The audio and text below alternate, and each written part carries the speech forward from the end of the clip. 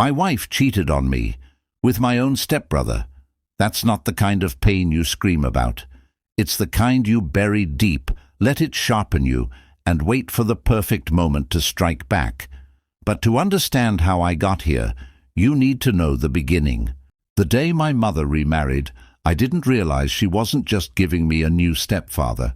She was handing me a rival. He was a boy my age, sharp-eyed, quick-tongued, and from the very first moment I could feel it. We weren't going to be brothers. We were going to be opponents. I just didn't know then how far he'd go to try and take everything that was mine.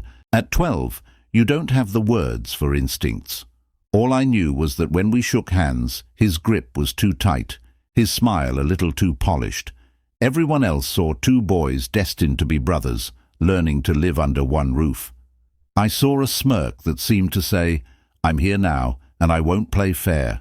The first years blurred with forced family dinners, awkward holidays, and the endless charade of blending families.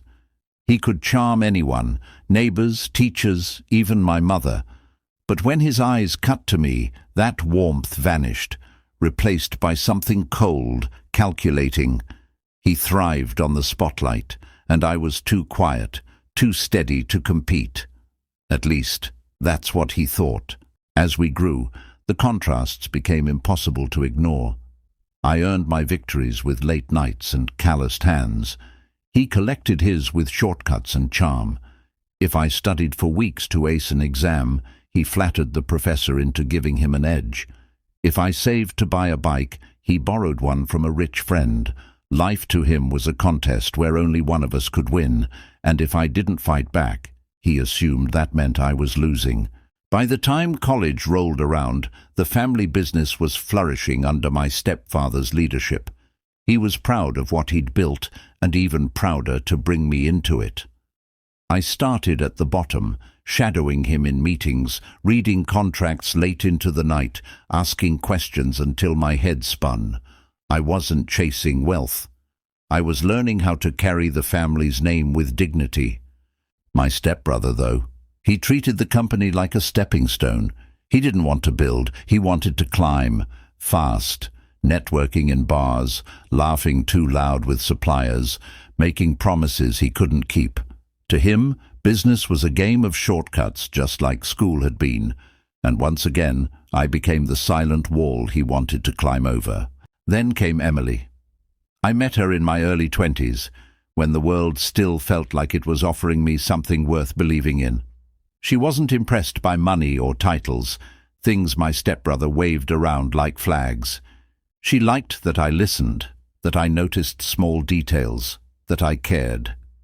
For the first time, I felt seen not for what I could provide, but for who I was. My family welcomed her too. My mother adored her kindness. My stepfather admired her intelligence.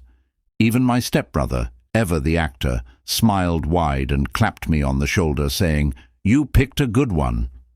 But his compliments always felt like setups, the kind where the punchline comes later, sharp and cruel. The years moved quickly. Emily and I built a life together, or at least I thought we were building one. The company expanded, and my stepbrother and I were given official roles. On paper, we were partners. In practice, I was the workhorse while he played the part of the charming visionary. I reviewed contracts, managed employees, and made sure the numbers balanced. He sipped cocktails with clients and told stories that made him sound larger than life. I told myself it was fine. Family was complicated. Business was complicated. If I carried a little more weight, maybe it kept peace at the table. I didn't realize peace was already slipping through my fingers. The first cracks were subtle.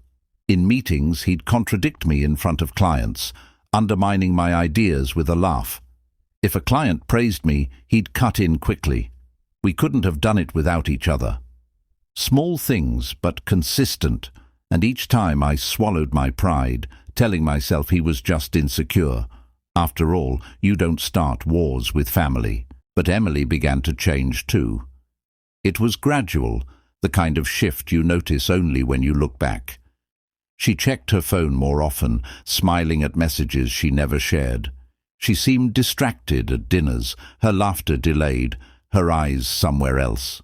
When my stepbrother was around, her smile lingered just a little longer, her voice a little softer.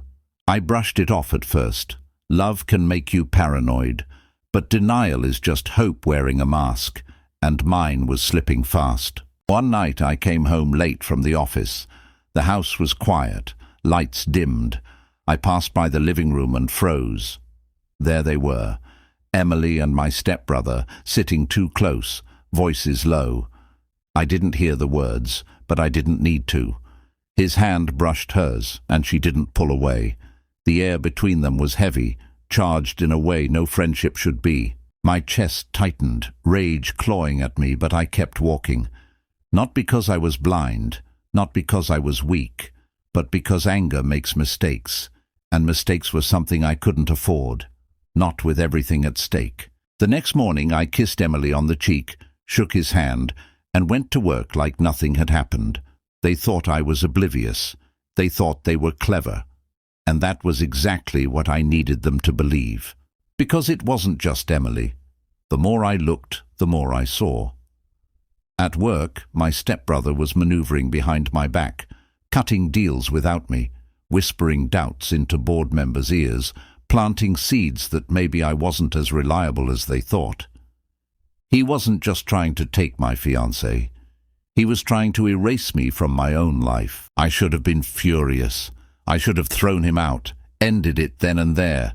But fury burns too quickly. It doesn't plan. It doesn't wait. And I needed to wait. So I watched. I collected. Every email, every late-night text, every shady deal, every laugh that lingered too long between them. I gathered it all, carefully. Patience became my weapon. Every morning I played the fool. I greeted Emily with a smile, shook my stepbrother's hand, and went to work like nothing was wrong.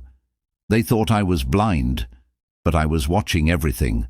Every careless laugh, every whispered plan, every deal struck in shadows. It all landed neatly in the file I was building. At first, it hurt. Betrayal always does. But pain has a strange way of sharpening focus. Once the shock faded, I felt something colder settle in me. Determination. If he wanted to strip me of everything, I would make sure he understood what it felt like to lose it all. I started small. I shifted my routine, staying later at the office, making sure contracts and financial records came through me first. My stepbrother barely noticed. He was too busy entertaining clients and keeping Emily wrapped in his charm. But I noticed. And I began to see just how sloppy he really was. Promises he couldn't keep, numbers that didn't add up. His shortcuts left trails, and I followed every single one. Meanwhile, Emily grew bolder. The secrecy slipped. I'd walk into a room and catch her quickly sliding her phone face down on the table. Sometimes I'd hear her laugh at night, muffled against the glow of her screen. The hardest part wasn't the betrayal itself. It was pretending not to care, pretending I didn't hear, pretending I didn't know. But pretending gave me power. Because while she thought she was drifting away quietly, I was documenting it all. Screenshots, call logs, emails. I didn't want revenge fueled by suspicion. I wanted revenge fueled by proof. Months passed, and my stepbrother's confidence grew. He started contradicting me openly in front of the board, questioning my judgment. I let him. He started sliding into deals without me, whispering that maybe he was the true heir to the company. I let him. The more rope he was given, the tighter he pulled it around his own neck. I also began building something else, my stake in the company. Quietly, through trusted allies, I purchased shares from smaller partners. It took time and it took money, but patience was my ally. By the time he thought he was strong enough to push me out, I had already secured my control. The final straw came when I overheard him boasting at a bar to one of his so-called friends. "It's all lining up," he said, smug and careless. "The company will be mine soon, and she already is." His words hit like a match against dry wood, but instead of burning me, they lit the path forward. It was time. I planned it carefully. The stage would be the family's anniversary gala, our stepfather's proud celebration of both business and family. Everyone important would be there: clients, board members, friends, extended relatives, the perfect audience. The night arrived, glittering and loud. My mother fussed over details. Emily stood by my side in a dress I'd once admired, but now saw as a costume, and my stepbrother played the role of the charming heir. They thought the evening would be theirs.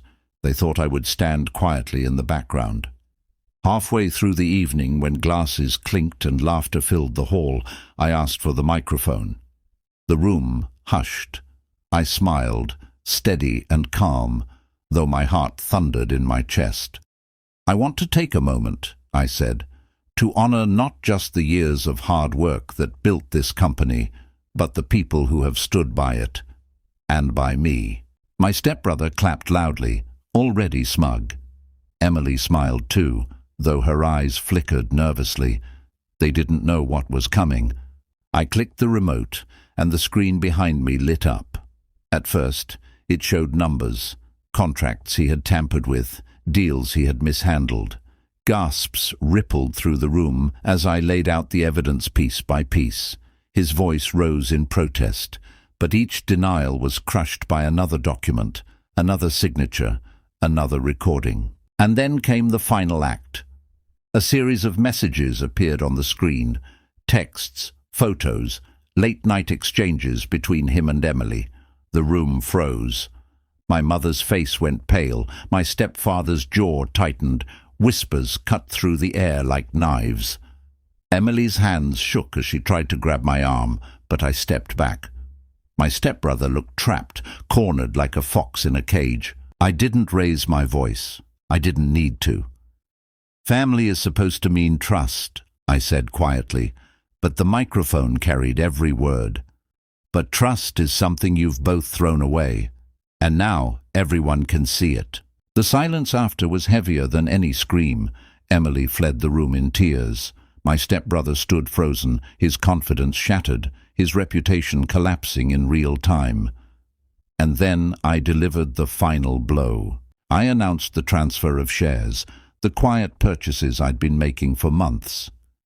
With calm precision, I revealed that I was now the majority owner of the company.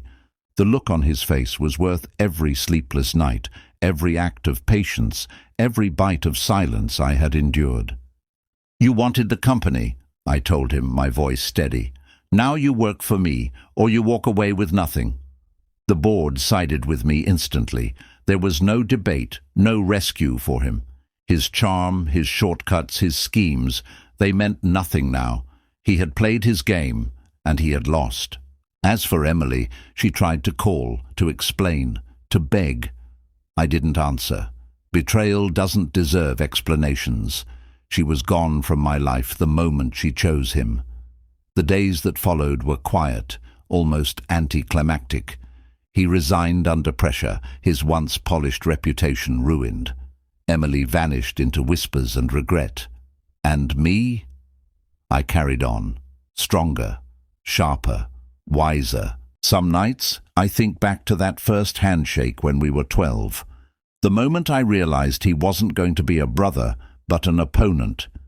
Turns out I was right, and in the end, I was the one still standing. I never shouted. I never threw a punch. I let the truth do the damage. And it did. If betrayal is a game, then I won by playing the longest move.